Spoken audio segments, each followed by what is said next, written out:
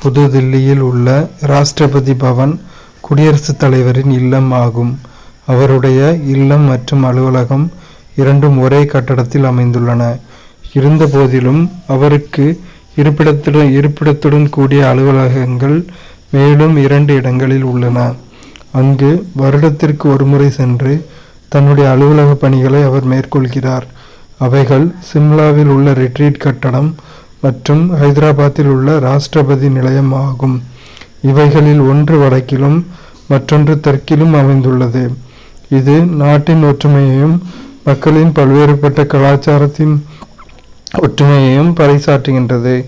அதாவது குடியரசுத் தலைவரோட இல்லங்கள் எங்கெல்லாம் இருக்குன்னா புதுதில்லியில் இருக்கு, ஹைதராபாத்தில் இருக்கு, சிம்லாவில் இருக்கு. புதுதில்லியில் இருக்கிறது நிரந்தரமாக குடியரசுத் தலைவர் இருக்கக்கூடிய இடம். இல்லம் மற்றும் அலுவலகம் 2 ஒரே கட்டிடத்தில் இருக்கு. அதோட பேரு ராஷ்டிரபதி பவன். வடக்குல சிம்லாவில் இருக்கிற கட்டிடத்தோட பேரு ரிட்ரீட் கட்டடம். அங்கேயும் குடியரசுத் தலைவர் வருஷத்துக்கு ஒரு முறை சென்று தன்னுடைய பணிகளை மேற்கொள்கிறார். அதே மாதிரி ஹைதராபாத்தில் தெற்குல இருக்கிற குடியரசுத் தலைவரோட இல்லத்தோட பேரு ராஷ்டிரபதி நிலையம். அங்கேயும் வருடத்திற்கு ஒரு முறை சென்று தன்னுடைய அலுவலக பணிகளை குடியரசுத் தலைவர் மேற்கொள்கிறார். புதுதில்லியில் உள்ள ராஷ்டிரபதி பவன் குடியரசுத் தலைவரின் இல்லம் ஆகும். அவருடைய இல்லம் மற்றும் அலுவலகம் இரண்டும் ஒரே கட்டடத்தில் அமைந்துள்ளன. இருந்தபோதிலும் அவருக்கு இருப்பிடத்துடன் கூடிய அலுவலகங்கள் மேலும் 2 இடங்களில் உள்ளன. அங்கு வருடத்திற்கு ஒருமுறை சென்று தன்னுடைய அலுவலக பணிகளை அவர் மேற்கொள்கிறார்.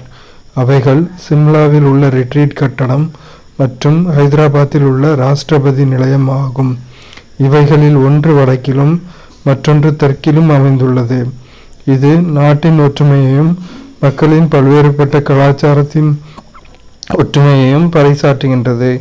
அதாவது குடியரசுத் தலைவரோட இல்லங்கள் எங்கெல்லாம் இருக்குன்னா புதுதில்லியில் இருக்கு, ஹைதராபாத்தில் இருக்கு, சிம்லாவில் இருக்கு. புதுதில்லியில் இருக்கிறது நிரந்தரமாக குடியரசுத் தலைவர் இருக்கக்கூடிய இடம். இல்லம் மற்றும் அலுவலகம் 2 ஒரே கட்டிடத்தில் இருக்கு. அதோட பேரு ராஷ்டிரபதி பவன். வடக்குல சிம்லாவில் இருக்கிற கட்டிடத்தோட பேரு ரிட்ரீட் கட்டடம். அங்கேயும் குடியரசுத் தலைவர் வருஷத்துக்கு ஒரு முறை சென்று தன்னுடைய பணிகளை மேற்கொள்கிறார். அதே மாதிரி ஹைதராபாத்தில் தெற்குல இருக்கிற குடியரசுத் தலைவரோட இல்லத்தோட பேரு ராஷ்டிரபதி நிலையம். அங்கேயும் வருடத்திற்கு ஒரு முறை சென்று தன்னுடைய அலுவலக பணிகளை குடியரசுத் தலைவர் மேற்கொள்கிறார். கேரளா மற்றும் பஞ்சாப் மாநிலங்களில் அதிகபட்சமாக 9 முறை குடியரசுத் தலைவர் ஆட்சி நடைமுறைப்படுத்தப்பட்டுள்ளது. கேரளா மற்றும் பஞ்சாப் மாநிலங்களில் அதிகபட்சமாக 9 முறை குடியரசுத் தலைவர் ஆட்சி நடைமுறைப்படுத்தப்பட்டுள்ளது.